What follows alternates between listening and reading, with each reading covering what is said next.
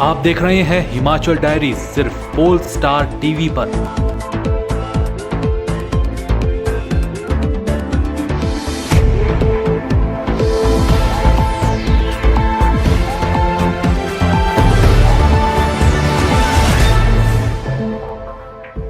Himachal diaries के प्रायोजक हैं RK hospital Hamirpur, service with quality. नमस्कार, मैं हूं मुकेश ठाकुर और स्वागत है आपका हिमाचल डायरी के संग में।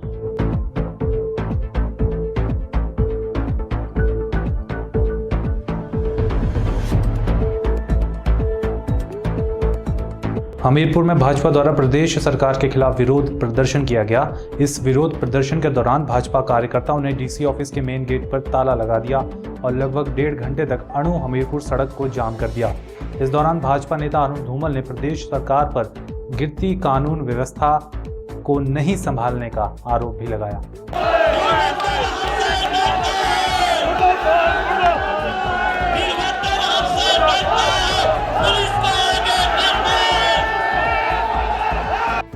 भाजपा की आक्रोश रैली का आयोजन 10 अगस्त के दिन हमीरपुर में किया गया।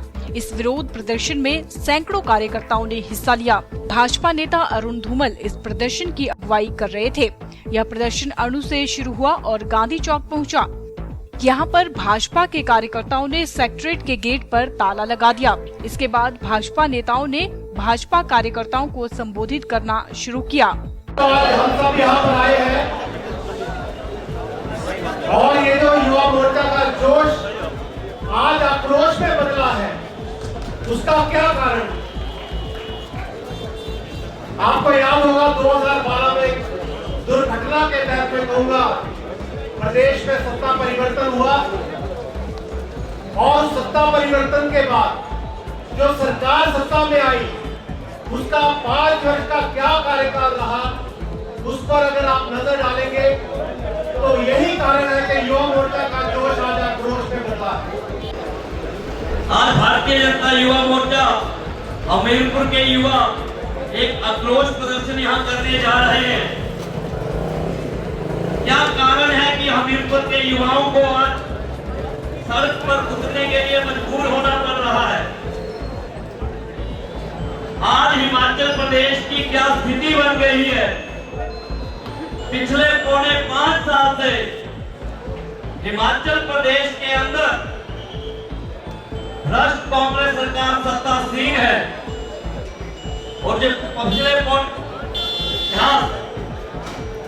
हिमाचल प्रदेश का काले अक्षरों से लिखा जाए। इस दौरान अणु हमीरपुर सड़क पर दोनों तरफ जाम लग चुका था और लोगों को पक्का भरोसे घूमकर 4 किलोमीटर का अतिरिक्त सफर तय करके शहर पहुंचना पड़ा।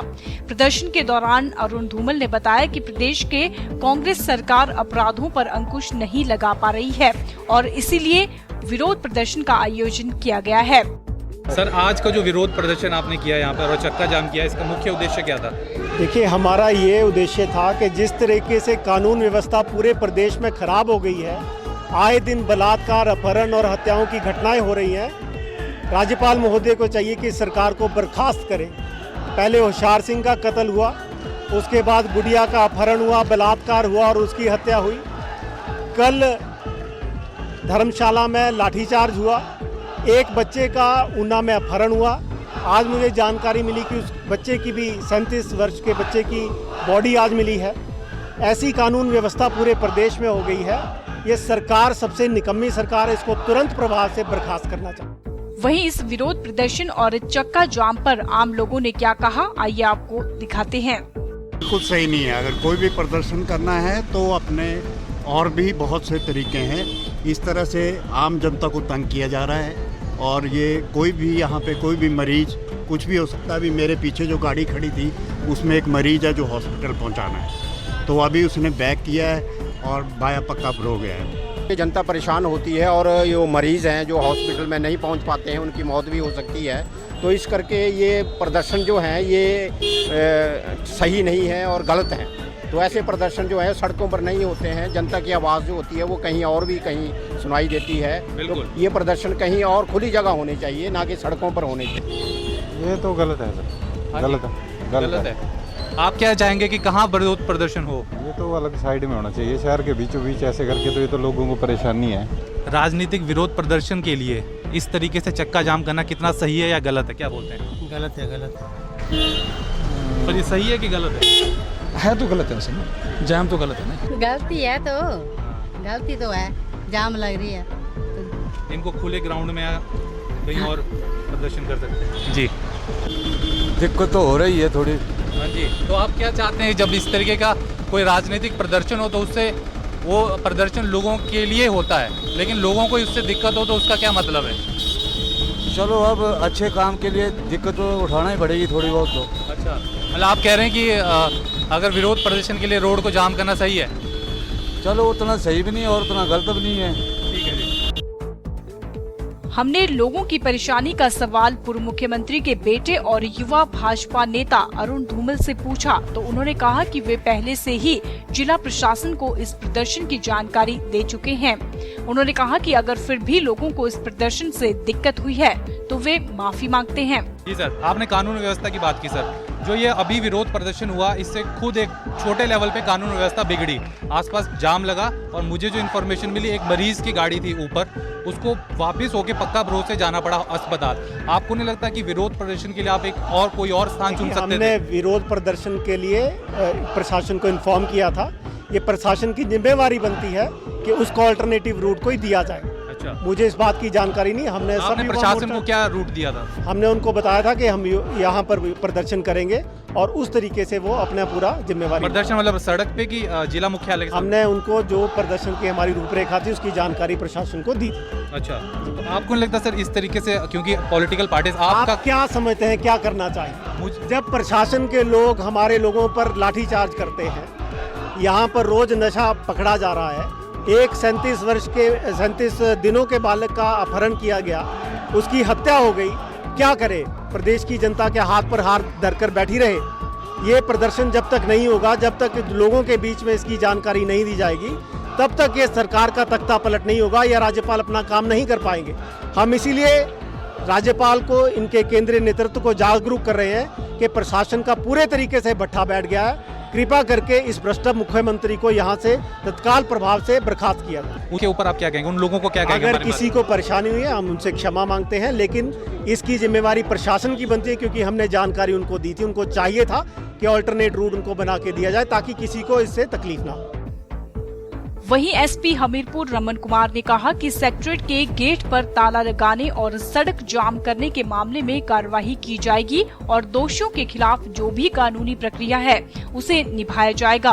भाजपा के इस विरोध प्रदर्शन में पूरी तत्परता से मौजूद रहे एसपी हमीरपुर रमन कुमार जी। सर ये बताइए, क्या आपके ये प्लान से फर्दर इसको डिफ्यूज़ करने की, कि ये ऑलरेडी डिफ्यूज़ हो चुकी है? देखिए, अभी ट्रैफिक तो चालू है।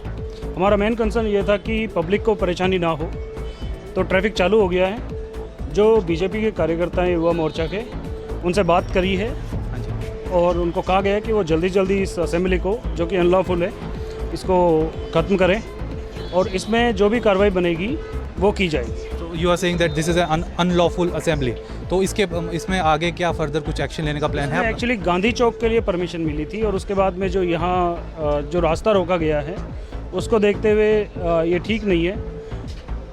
जो पब्लिक को परेशानी हुई है उसको देखते हुए जो कानूनी कार्रवाई बनेगी उसको किया जाएगा। तो ये थी विशेष रिपोर्ट एक विरोध प्रदर्शन के ऊपर जो कि भाजपा द्वारा आयोजित किया गया था हमीरपुर में। और भाजपा की मांग है कि मुख्यमंत्री वीरभद्र सिंह जो कि कानून व्यवस्था को ठीक से हैंडल नहीं कर पा रहे हैं, और हमने देखा भी है पिछले कई दिनों में जो क्राइम है उसकी काफ़ी संख्या बढ़ी है पूरे प्रदेश में। और साथ ही साथ गुड़िया मामले में भी रेप एंड मर्डर मामला जो था शिमला का, उसमें भी काफ़ी कोताही बरती गई शुरुआत में। तो वो सारा गुस्सा जो है जनता के अंदर, उसको हमेशा पॉलिटिकल पार्टीज़ का ये हमेशा मकसद या मोटिव रहता है कि उस गुस्से के थ्रू वो उनको एजिटेशन में बदले और उससे कुछ ना कुछ विरोध प्रदर्शन करवाए। तो उसी तरीके से एक विरोध प्रदर्शन किया गया मुख्यालय पर। ख़ास बात ये रही कि जो सेक्रेटरीट के गेट थे उन पे ताला लगा दिया गया भाजपा के कार्यकर्ताओं द्वारा, और काफ़ी देर तक अंदर पूरा जो डीसी ऑफिस और एसपी ऑफिस था वो एक तरीके से बंधक बना रहा 1.5-2 घंटे तक।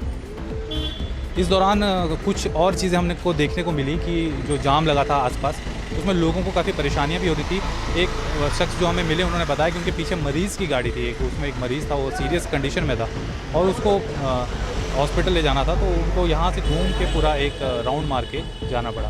तो मेरी ये रिक्वेस्ट है पॉलिटिकल पार्टीज से भी कि लोकतंत्र में देखिए विरोध का अधिकार सबके पास है, सब विरोध कर सकते हैं, ये बहुत ही अच्छी बात है। और यही खूबसूरती है लोकतंत्र की कि आप जो सत्ताधारी पार्टीज़ हैं उनका विरोध कीजिए और पॉइंट टू पॉइंट विरोध कीजिए, ये अच्छी बात है। लेकिन उस विरोध प्रदर्शन में हमें एक बात ये नहीं भूलनी चाहिए कि जिस जनता के लिए हम विरोध कर रहे हैं, जिस जनता के अधिकारों के लिए हम विरोध कर रहे हैं, उसी जनता को उस विरोध प्रदर्शन से कोई परेशानी नहीं होनी चाहिए।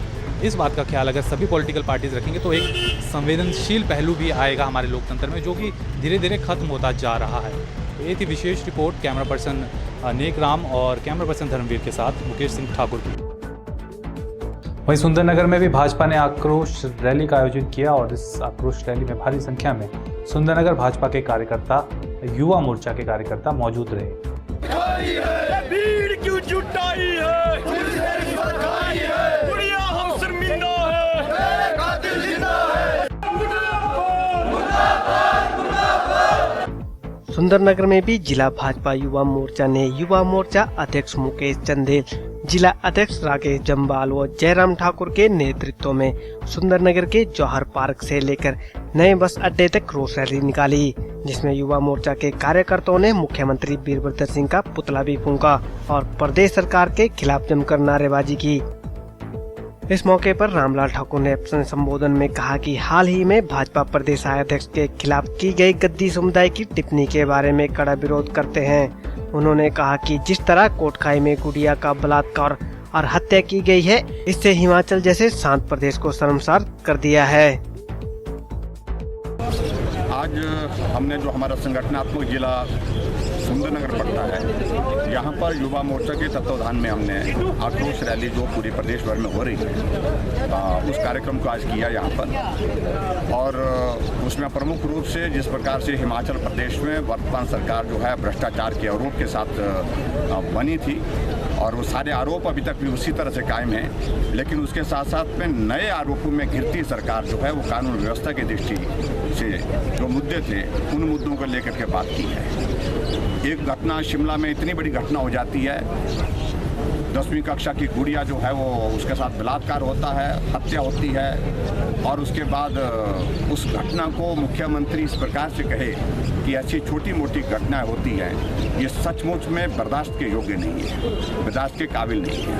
सरकार का मुख्यमंत्री रहने के बाद किस प्रकार से टिप्पणी करते हैं हमारे पार्टी का अध्यक्ष, जो पार्टी देश की नहीं दुनिया की सबसे बड़ी पार्टी है, पार्टी के अध्यक्ष के ऊपर टिप्पणी करते हैं कि ऐसे अध्यक्ष को मैं मानता नहीं, वो बहुत बड़ी तोप नहीं है, और कह दिया कि अध्यक्ष तो गद्दी समुदाय के भी होते हैं। और इस पर गद्दी समुदाय ने अपना रोष व्यक्त किया।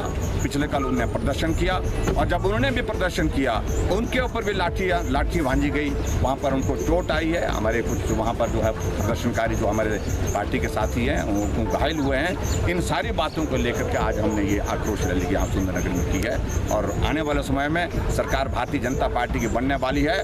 वर्तमान सरकार को उखाड़ फेंकेंगे और कानून व्यवस्था ठीक करना ये हमारी सरकार की प्राथमिकता है। Bureau report Sundernagar. शिमला को स्मार्ट सिटी में शामिल कर लिया गया है, जिसके लिए केंद्र ने 2,906 करोड़ की ग्रांट मंजूर की है। राजधानी शिमला को स्मार्ट सिटी बनाए जाने को केंद्र से हरी झंडी मिलने के बाद अब नगर निगम प्रशासन स्मार्ट सिटी के प्रारूप और योजनाएं तैयार करने की प्रक्रिया शुरू कर चुका है। शिमला को स्मार्ट सिटी बनाने के लिए किन किन मूलभूत सुविधाओं की जरूरत है, इसको लेकर शिमला में कार्यशाला का आयोजन किया गया।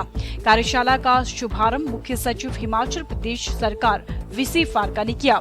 शहरी विकास विभाग की अतिरिक्त मुख्य सचिव मनीषा नंदा ने बताया कि स्मार्ट सिटी प्लान को तैयार करने में 30% तक आम जनता से आए सुझावों पर अमल होगा।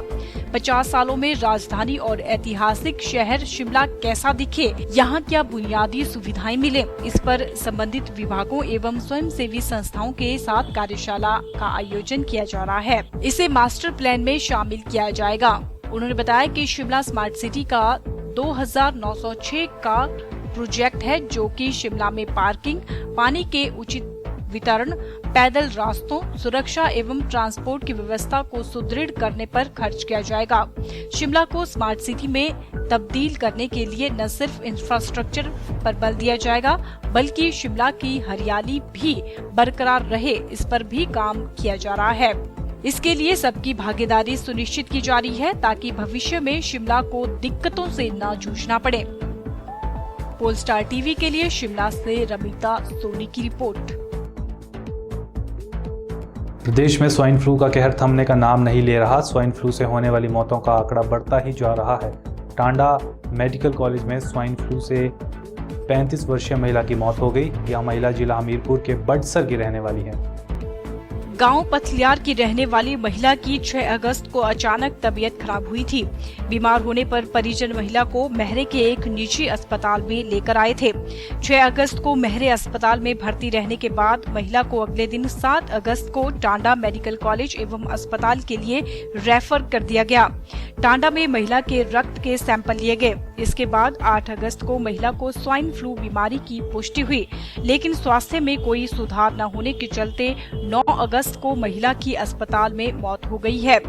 स्वाइन फ्लू से महिला की मौत की सूचना मिलने के बाद जिला स्वास्थ्य विभाग से चिकित्सक डॉक्टर निशा, हेल्थ सुपरवाइजर और फार्मासिस्ट की एक टीम महिला के घर पहुंची और परिवार के सभी सदस्यों को स्वाइन फ्लू से बचाव की दवाई दी। वहीं बीएमओ डॉक्टर HR कालिया ने कहा कि बड़सर के गांव पथलियार की 65 वर्षीय महिला की स्वाइन फ्लू से मौत हुई है। Bureau report, Polestar TV, Hamirpur. Himachal diary में वक्त हुआ छोटे से ब्रेक का। ब्रेक के बाद भी खबरों का सिलसिला जारी रखेंगे।